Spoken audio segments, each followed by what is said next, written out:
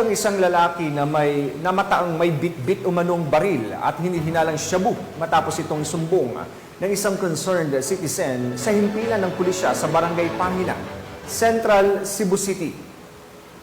Pinaalalahanan naman ng pulisya ang mamamayan na isuko na ang kanilang mga baril na walang kaukulang papel at laging ipagbigay alam ang anumang kahina-hinalang iligal na gawain upang mapanatiling maayos ang ating bansa tungo sa bagong Pilipinas.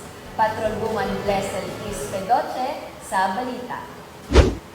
Mas rehas ang isang lalaking nahuli sa akto na may dalang baril at hinihinalang shabu sa San Shanku Street, Barangay Pahina, Central Cebu City, nito lamang makaraan. Kinilala ni Police Major John De Libres, officer in charge ng Carbon Police Station 5 Cebu City Police Office, ang suspect na si Domingo, 55 anyos at residente ng nabanggit na lugar.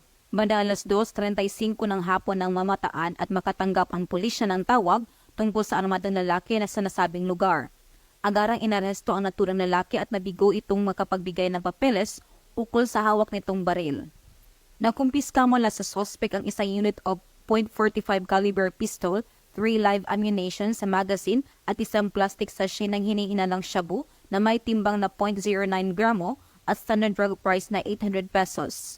Samantala, kasalukuyang nasa kustudiya na ngayon ng Carbon Police Station 5, CCPO ang suspect para sa dokumentasyon at tamang disposisyon na kung saan mahaharap ito sa kasong paglabag sa Republic Act 9165 o Comprehensive Dangerous Drugs Act of 2002 at RA 10591 o Comprehensive Firearms and Ammunition Regulation Act ang naaresto. Magandang araw po sa lahat ng tagapagsubaybay ng ating programa, Police News Network.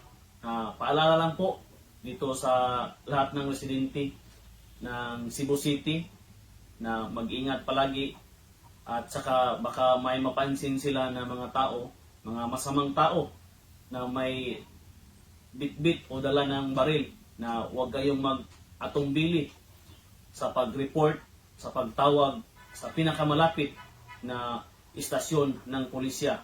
Nandito lang po kami handang tumulong at sasagot sa lahat ng mga problema. Ang Cebu City PNP katuwang ang komunidad ay nagsusumikap na mas paitingin pa ang kampanya laban sa illegal na droga at makalap lahat ng loose firearms alinsunod sa programa ng pamalaan dahil sa bagong Pilipinas, gusto ng pulis, ligtas ka. Mula dito sa Cebu City, ako yung Police News Network correspondent, Patrolwoman Blessed